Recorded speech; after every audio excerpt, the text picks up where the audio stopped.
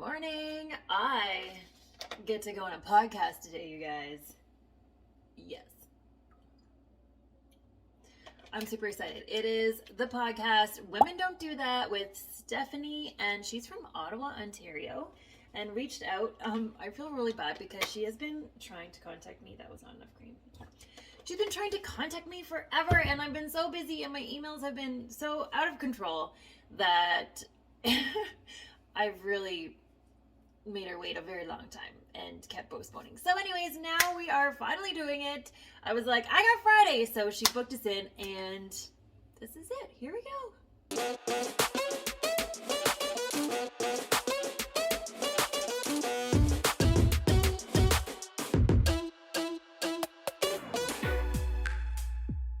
Well, thank you for doing this.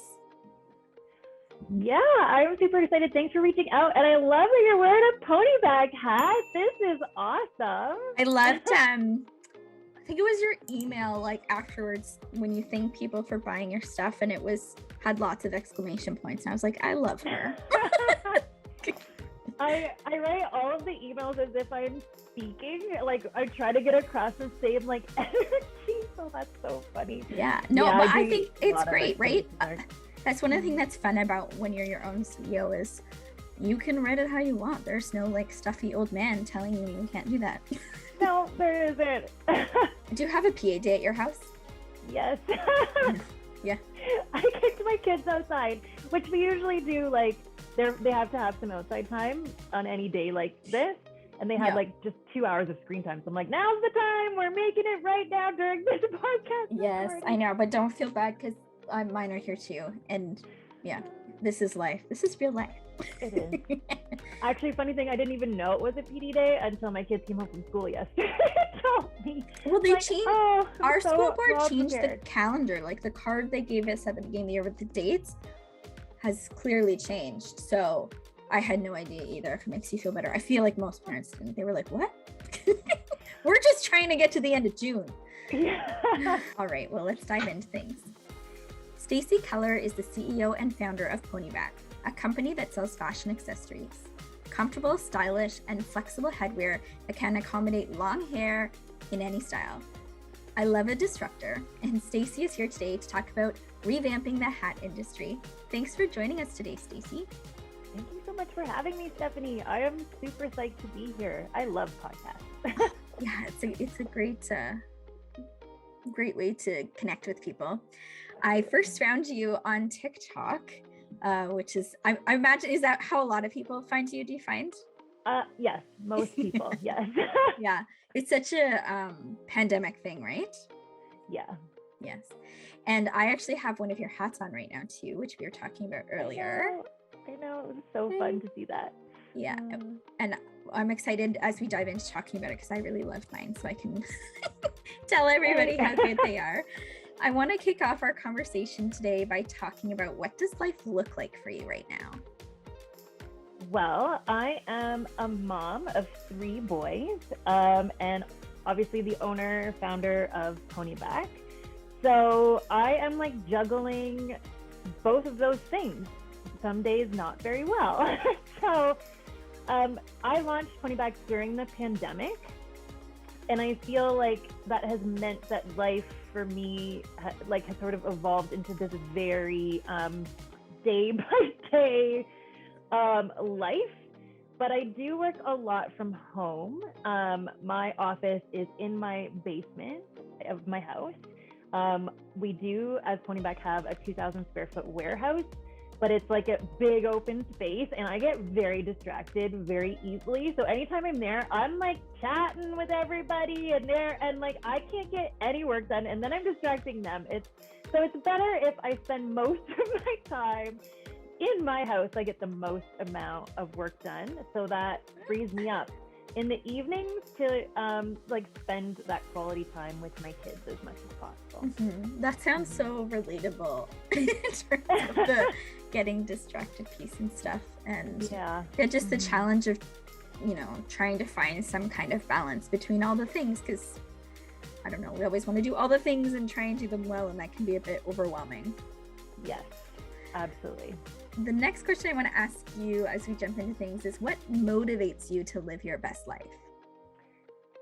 So I was listening to a few of your podcast episodes before our interview, and I remember hearing, I think that you are an Enneagram 3. Yes.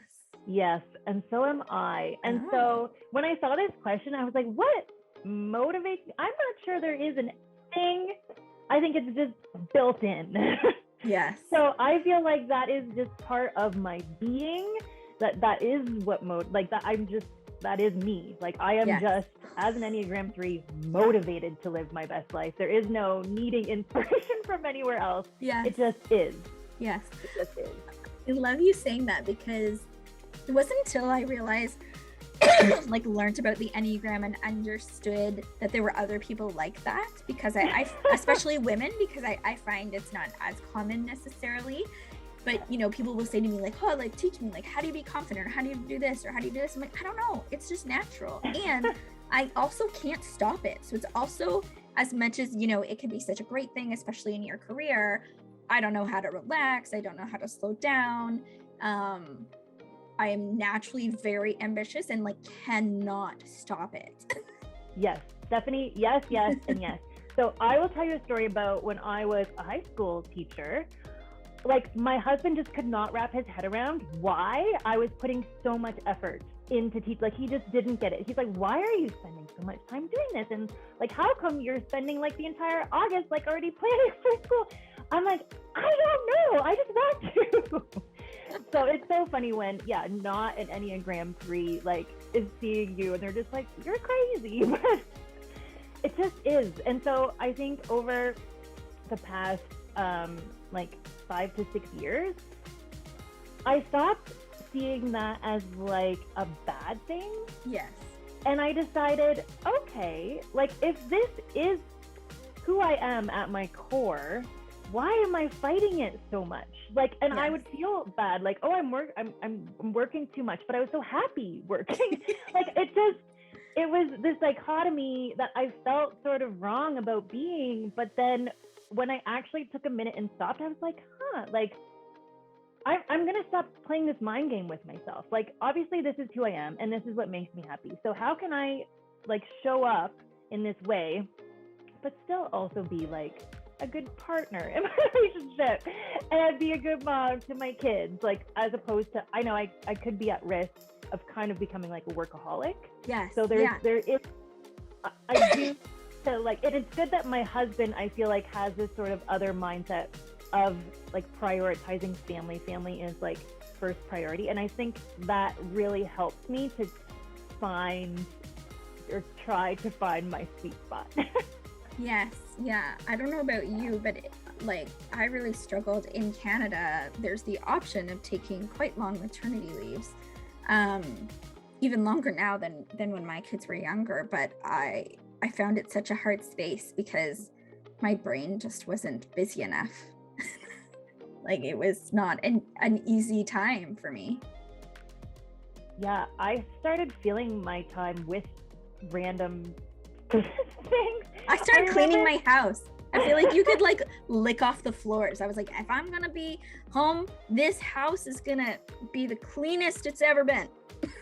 Yeah, I mean, I think my thing from my first maternity leave was I was like, I'm going to think of a business idea. I remember like researching like 10 different business ideas and I never actioned any of them. And then by the end of his mat leave, I was already like making lesson plans and stuff. I'm like, oh, I'm going to go back to teaching and this is going to be so epic, these lesson plans. So yeah, I was filling my time with just like random things. Oh, that's so funny. I love it. Yeah. All right. Well, let's dive into a little bit more about your story. So you were talking before you used to be a teacher, and I think you maybe worked in accounting before that. So can you talk a little bit about some of your story about how you get to where you are today?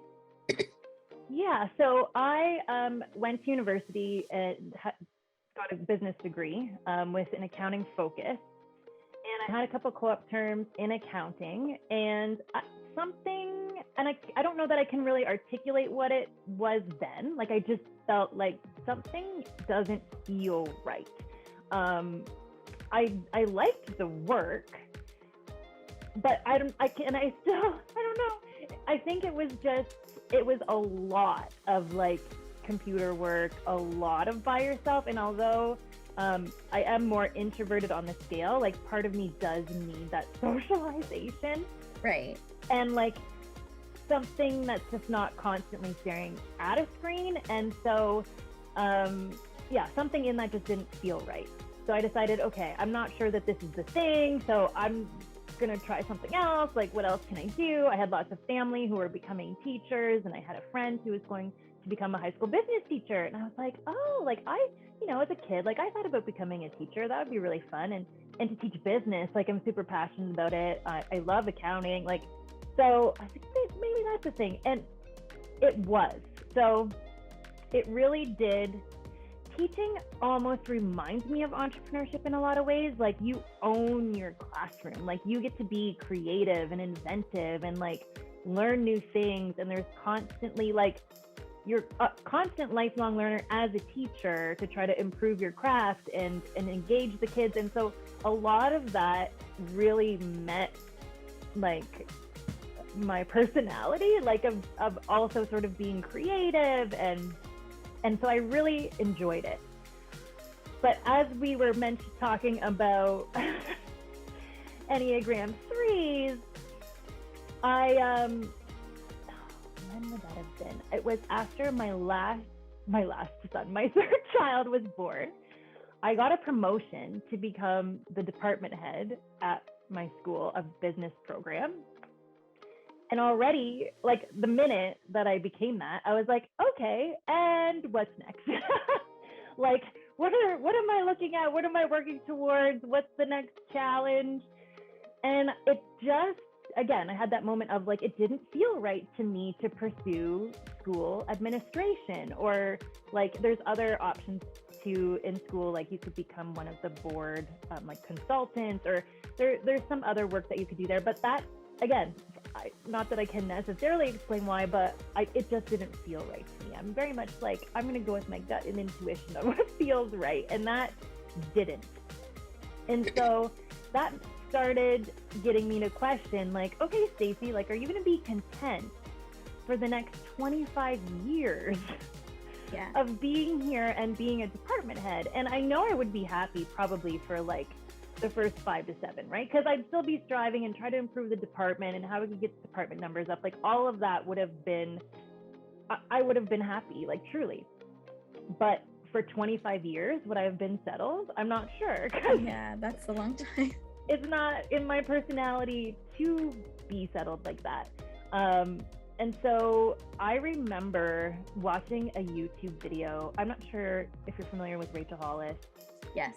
Like recently she's caught some drama, but so my friend was really into Rachel Hollis. And so by that, like I kind of like got into it. I remember she had a video where she asked if you could do anything, and like money wasn't an issue, and what you should and shouldn't do, and like just really big life questions. If you could do anything, what would it be? And I'm sitting there like, as this high school business teacher, super passionate about business, I'm like, well, I'd start a business. Like if there were no rules and I didn't care like about money or anything, like I would just want to do that.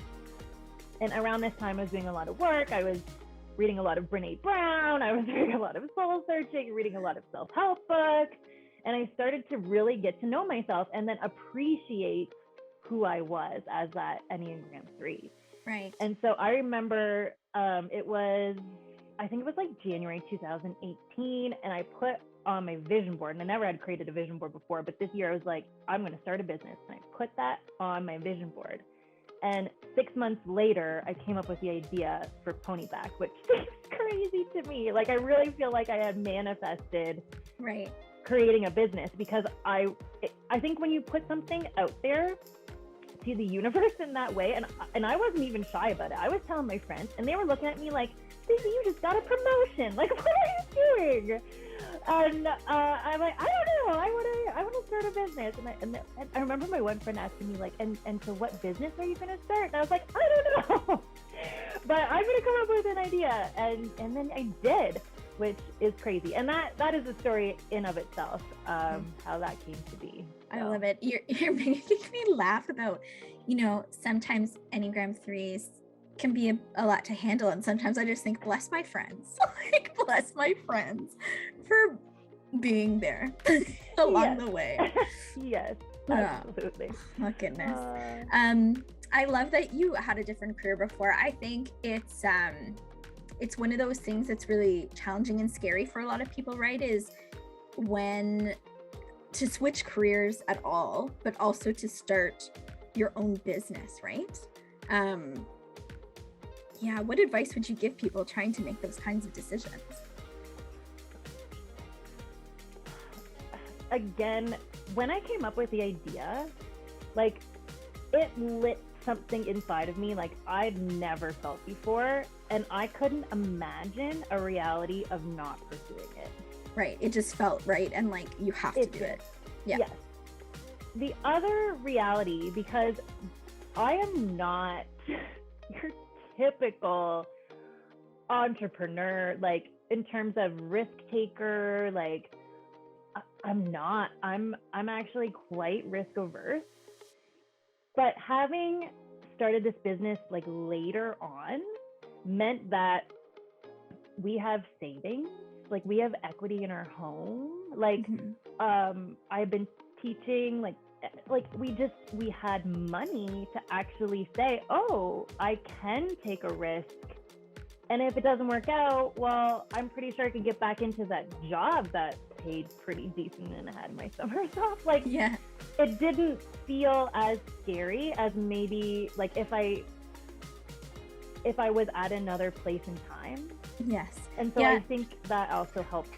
I think on the financial side, you're right. Like it is a huge barrier. And I think one of my pieces of advice to people on that side would be, you know, when you finish college, university, as much as you can, continue, even if you're making a lot more money, to live your lifestyle more like a student.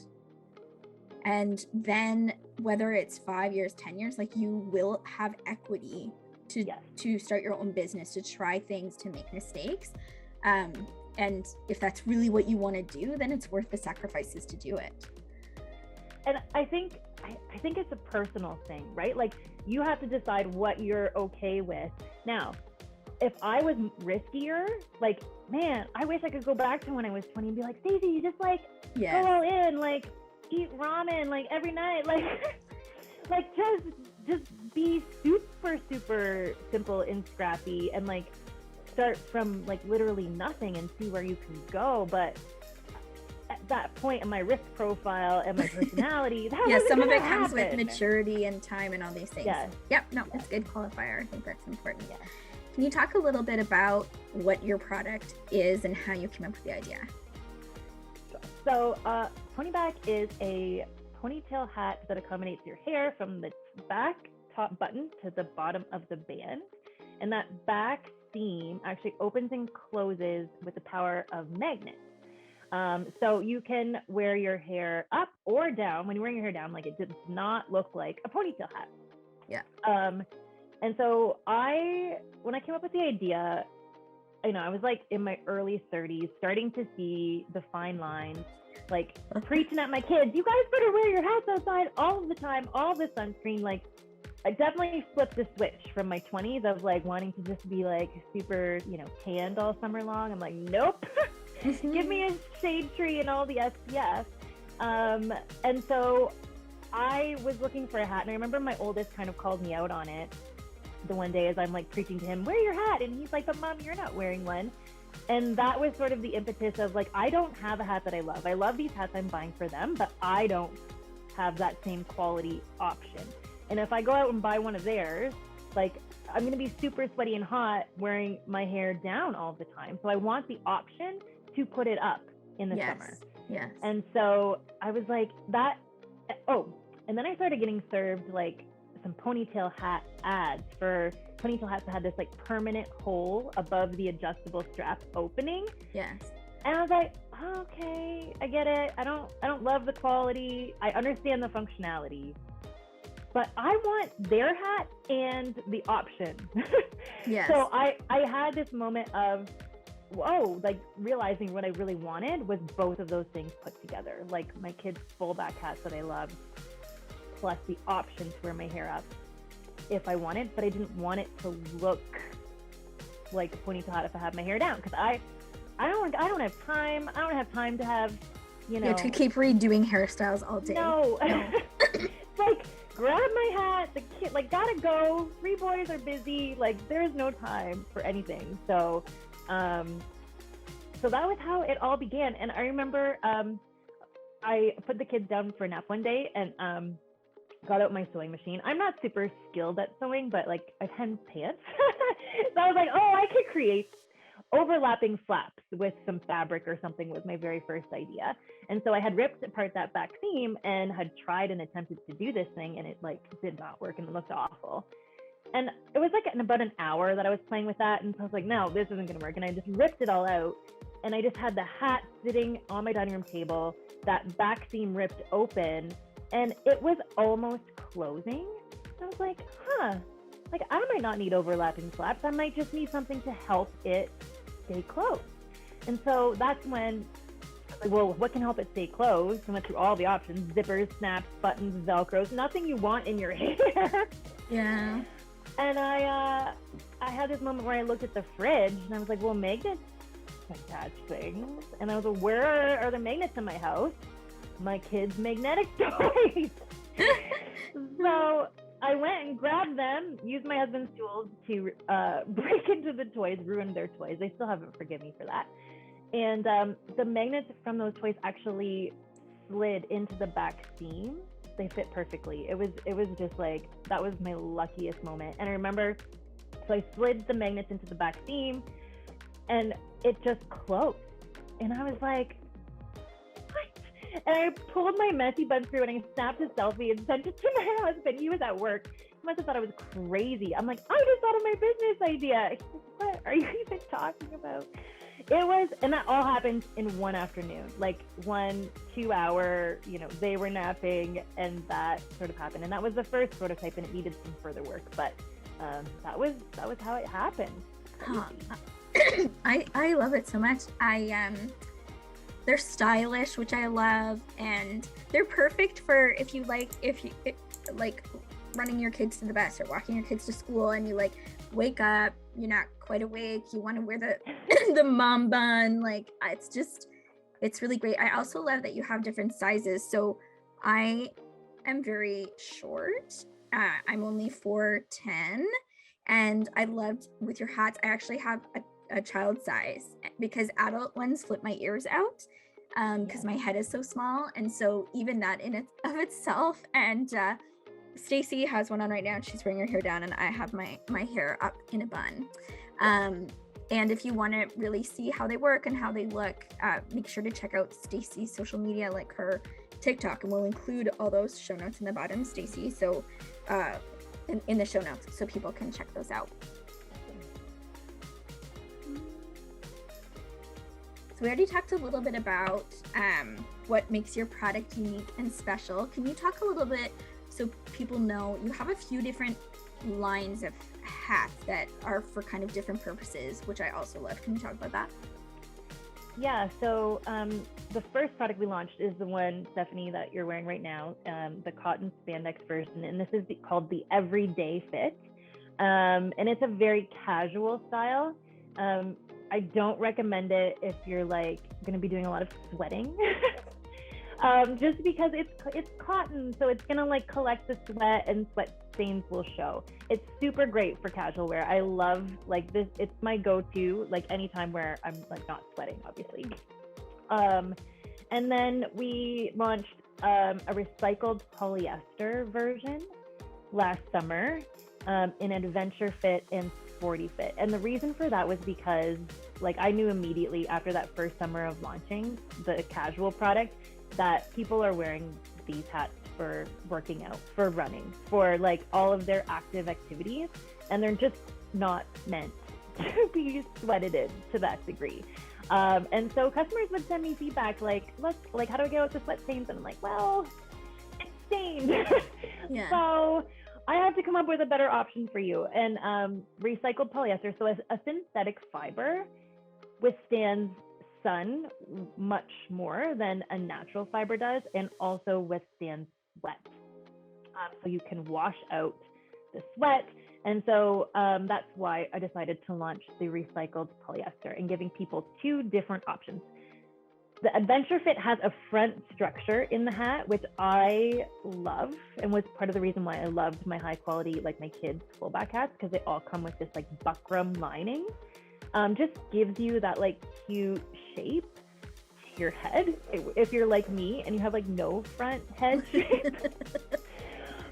So I love the Adventure Fit for that reason. So the only difference between the Adventure Fit and the Sporty is the Adventure Fit has this buckram lining and the Sporty Fit does not. It's funny, one of my employees, her name's Hanneke, she is like totally in the camp of Sporty Fit. And I think it's just because like she must just have this nice, like perfect head shape at the top that just fills out that Sporty Fit hat without a front structure. And when people ask like, oh, how do I know if I'm sporty or adventure? It's really weird and hard to describe. Well, like it probably has something to do with your forehead shape. Yeah. So like, what exact forehead shape is that? I don't know yet. So we probably need to do some further testing on and like surveying our community. Like, if you're a super sporty fan, like, why is like what shape why of do head you do love you it? have? Or, Like, yeah. what is the secret? It's so funny. I can imagine getting that survey. Yeah. Tell me about the shape of your forehead. Well, and if people are confused or want to know more, I think you do a really good job of explaining the differences between the hats. I found that really helpful for me on your website, so people should check that out as well. I also love that your product, I mean, of course, other people have long hair, but I love that it benefits women so much, especially because so many products aren't made for us. And it really is made, you know, it works so well for women. Yes. So I have found over this journey that women don't have as deep of a head. Generally speaking, it's more shallow than fits for men. So I even noticed, like, I don't have, like, I designed this so I don't have to tuck my ears in. Like, there is no tucking of ears that has to occur, or the hat doesn't sit on my ears and push them out either. Yes, which is what and I was think you had talking mentioned about. that earlier. Yeah. And so for me, that was really important, but I have learned that like head shapes and sizes are all over the map. So there are also lots of women who have deeper heads. Right. So that is something that I'm looking into also creating is, can I create another style? Maybe it's a new type of fabric or a different version that is a deeper fit. Right. Because it is one of my missions. Like, I'm on a mission to ensure that everybody can wear our hats. And that's why I offer 7 different sizes, not in every single color. We just don't have the capacity to be able to do that yet. But there are 7 different size options. And that was part of the reasoning for doing that, was because people would email us and like, I so want to try your hat, but my head's too small, or I so want to try your hat, but I can't fit into the medium large. And I'm like, well, we need more sizes because I want to be able to accommodate as many people as possible. I love that. Yeah. I think it's so important. I want to ask you, so I was asking my daughter, I was telling her, I'm interviewing Stacey, you know, who made my hat. And I said, what kind of questions do you think we should ask? She's 11. And she said, ask her what barriers she had to overcome to, you know, be where she is in her business. What are some of the things that were hard? So what would you say to her, Stacey? That is a really profound question. That is awesome. What would I say to her? I would say, when you're starting and you're all by yourself, like if you're someone who it's easy for you to just take consistent action, that part almost feels quite natural. Like for me, it did. So the first like year and a half, just to show up and just like constantly, I know I got to do this and then this, and I just kept doing the next right thing, and I just kept taking actions and actions and actions and actions, and then like led me here. But now I feel like I am faced with my biggest challenge more than anything, which is I can't do it all anymore. Yeah. And so how do I continue Ponyback without it being the Stacey show? So how do I onboard people, and how do I train them, and how do I get my vision out of my head and into the hearts and minds of others to help with the journey. And that part for me has felt really, really hard. And I know, Stephanie, like, I was really, really bad at responding to your emails. And like, it took us so long to connect. But part of the reason is because this transitioning of like me expanding, and you need some help.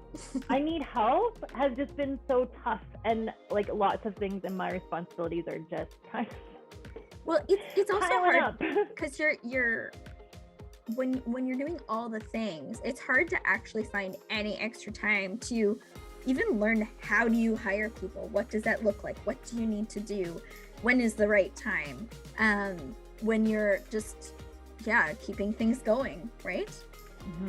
It's a lot. So that is and has been my biggest challenge. Like, everything else was, you know, like, just consistently take action, and all the problems will come to you. Yeah. And they're coming, and you just gotta problem solve your way out of them. Yes. Yeah, that's a good thing to think about as an entrepreneur, is the problem solving quality is important for sure. Yes. Has there been anyone, like an athlete or an influencer, that has worn your hat or something that you've been really excited to see? So we have this golfer, her name's Uni Kim. Yes. And I had sponsored this women's all pro tour now 2 years in a row. This is a golf tournament in the States for up and coming, like, future LPGA players. And through that, just sponsoring the hats and people trying them out, Uni reached out to us and said, like, I love this hat so much. And so now we have, like, she's one of our brand ambassadors and advocates, and she's just like the cutest. She's constantly like wearing her matching like ponyback hat and golf outfits. I love her so much. So that has been really cool. And then recently, Kelly Claus, who is a U.S. beach volleyball Olympian, saw us, I don't know if it was an Instagram ad or on TikTok, but she had reached out and wanted to try her hats too. So some things like that have been happening, which is really cool. Yeah. So what's next for Ponyback?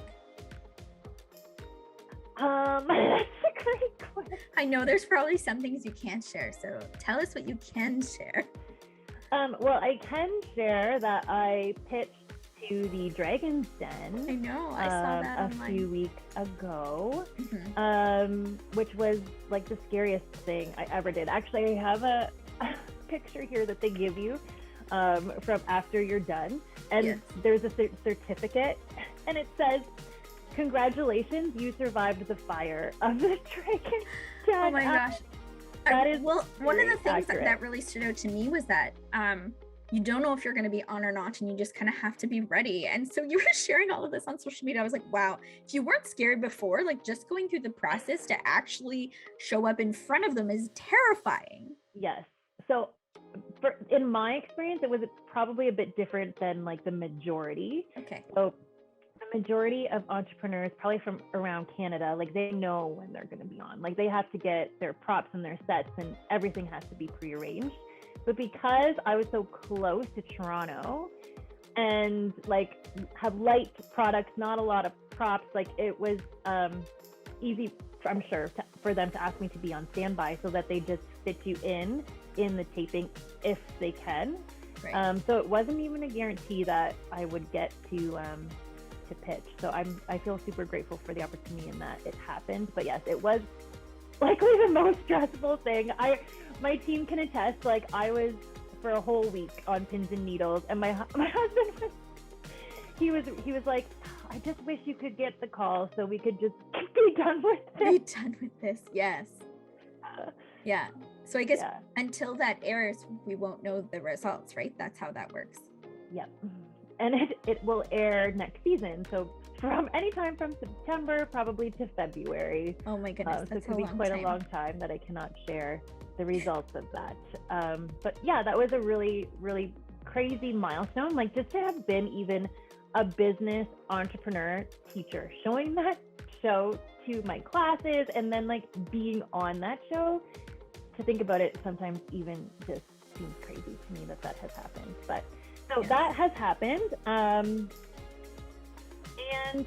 I really just want to focus Ponyback in e-commerce. So I think we're just going to see more of what I've been doing. Yes. Continuing, but obviously I love to add new colors. I love, as we were chatting about the new depths in hats or some different product variations, I would love to come out with some new products. So I think the plan for right now is just to stay focused on doing what we're doing and then just try to do it better and bigger and just to keep it rolling. So I love that. It's so hard to do sometimes as an Enneagram 3, and I can appreciate that because I own my own business as a lobbyist. It's called Beacon North Strategies, but I also do the podcast, which is mostly for fun on the side of my desk. It's just something I like doing, but I constantly have to remind myself, like, also focus on the business that pays you. like focus. Yes. Yeah. Yes. Goodness. Yeah, okay. Do you want to add anything before we jump into the closing questions? I don't think so. Okay. What's one piece of advice that you would leave with the listeners? So I think we've chatted about it a few times in this podcast already, but I think like in entrepreneurship or just in life in general, just do the thing, like the next right thing that feels like that's what you're meant to do. I'm sorry, I did not turn off my Slack notification. It's okay. I keep hearing this do. Like I don't even know if I know how to turn off my Slack note. Like, be quiet, Slack. Oh, that's okay. I barely even heard it. Okay. Well, maybe almost done. Actually AirPods. Okay, so I'm gonna go back to answering that question. Okay. What is one piece of advice you want to leave with listeners?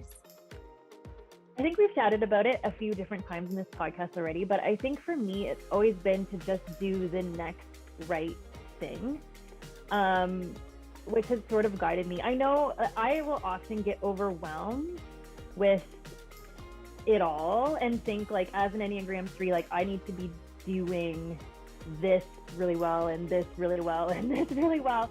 So for me, that piece of advice has been really helpful because it's just like, Stacey, what is the next right thing that you need to do right now? And so I think that applies in entrepreneurship, but I think that has also applied to my story as following my gut and my intuition about how my career shifted and what I wanted to do and what I was passionate about. And so I think that it takes a bit of like listening to yourself and how you're feeling, listening to your energy. So that's something that's always really helped me, like being very cognizant about when I get those feelings of energy, like something is just like, whoa, and I get really like fired up. Like, what's that telling you, right? Like, I'm sure that is giving you like warning flags and signals, like maybe this is the next right thing if you are so lit up and passionate about something. And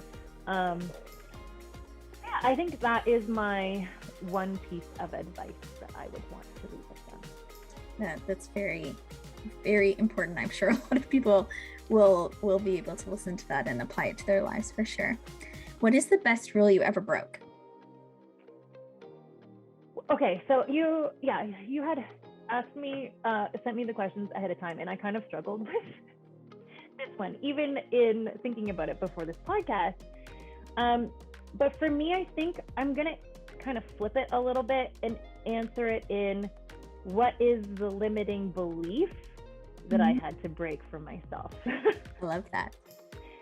So prior to thinking of the Ponyback idea and really having the confidence to go for it, I really had a limiting belief that I couldn't be a great mom while also striving really hard in an ambitious career.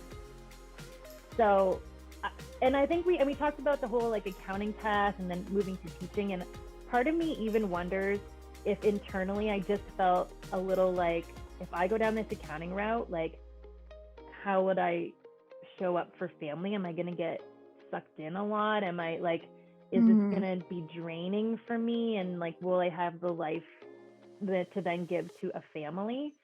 And back then, like, I mean, times were different. I didn't have many examples of women who are really pushing and passionate about careers, but then also showing up for their family in a really powerful way.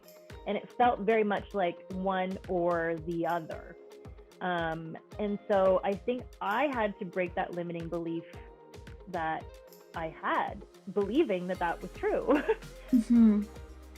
So I broke it. I broke it. I'm working at breaking it. I shouldn't say that I've completely broken it, because I think that there's sometimes where, you know, there's a bit of mom guilt, or like, are my choices that I'm making actually the best for them?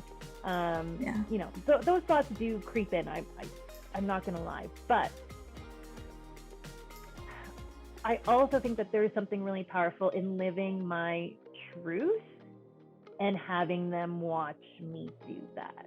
And so I can't forget the power of what that is. And yes, maybe that's not going to show up tonight at, you know, bedtime when things are a little bit crazy, but maybe that will show up in 10 years when they are making choices about their life and they're making choices about their career. And they're like, well, my mom did it and we had a great life, and she came to my track and field meet. Yeah. Stacey, I'm telling you from my own experience, that is going to happen.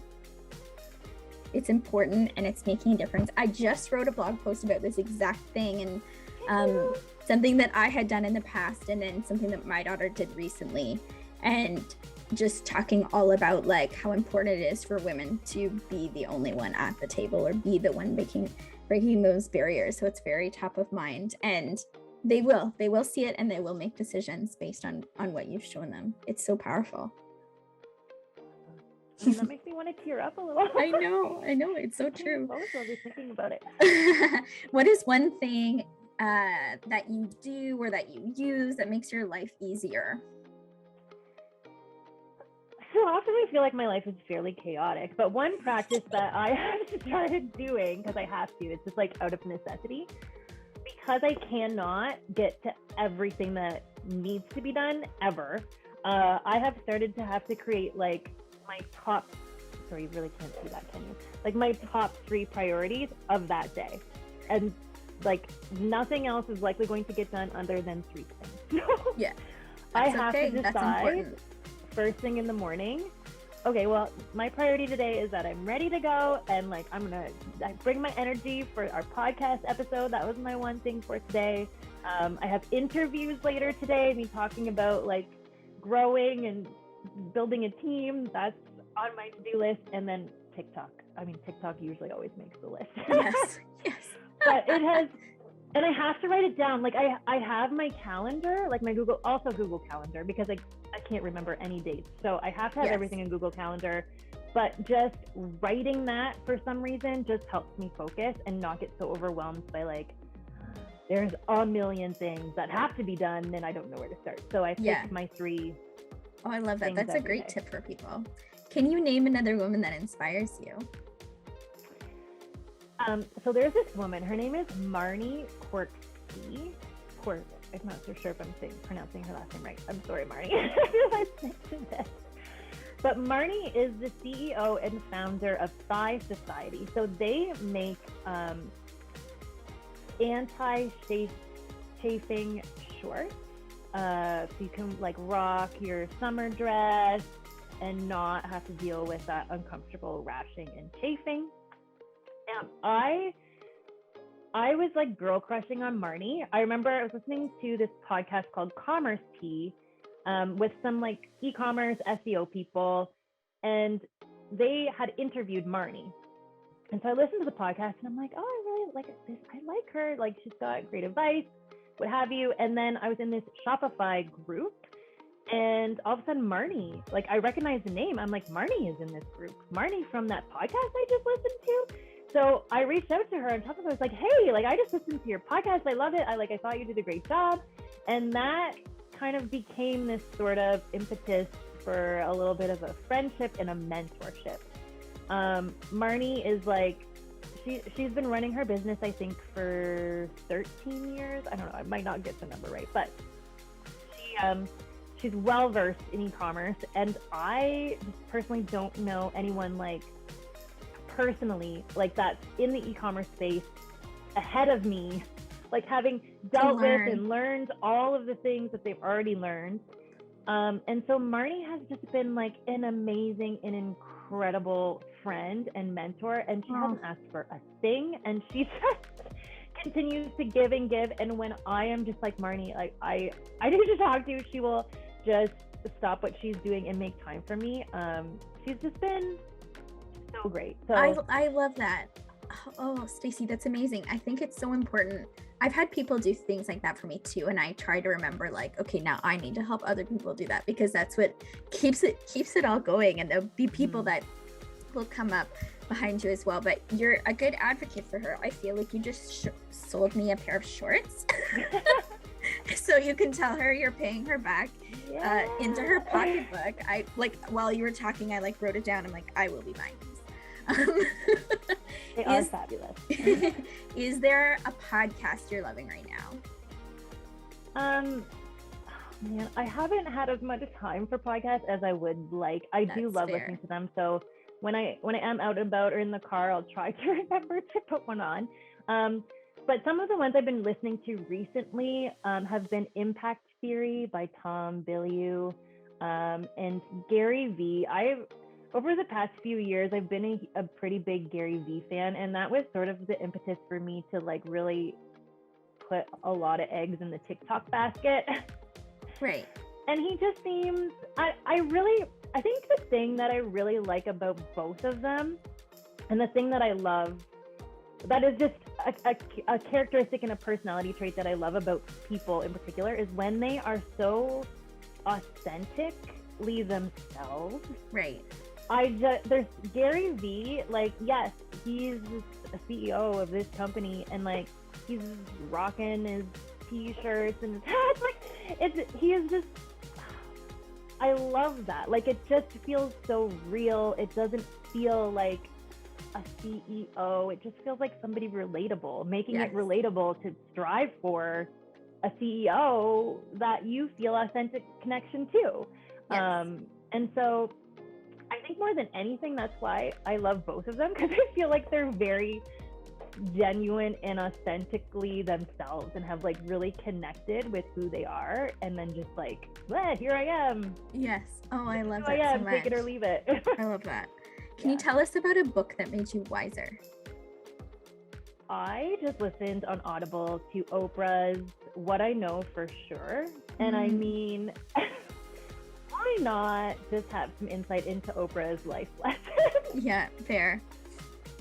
Absolutely like fair. All of Oprah's knowledge in a 2-hour listen. I highly recommend it. I think Oprah, for me, I think what encapsulates my love for Oprah is that she just has this sense of like calm. Yes. Maybe that's what we need as a 3. You're like, oh, calm.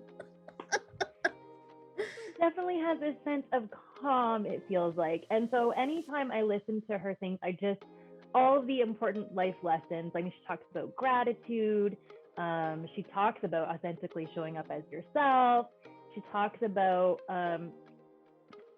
doing things for your body, to serve your body, like just every reminder that's going to make your life better in that listen. So I highly recommend it. Yeah, get Oprah's life that's lesson. Amazing. Well, thank you so much for spending your time with us today. I think you're on to really big things, and I love your TikTok. I love your product. I'm looking at the hat that you're wearing. I'm like, I may need that one too. The navy. I know. I'm like really here for the navy. I like how it's right like now. double colored. Like it has a nice. Has a Well, gray thank you. underneath, yeah. Thank you so much for being here today.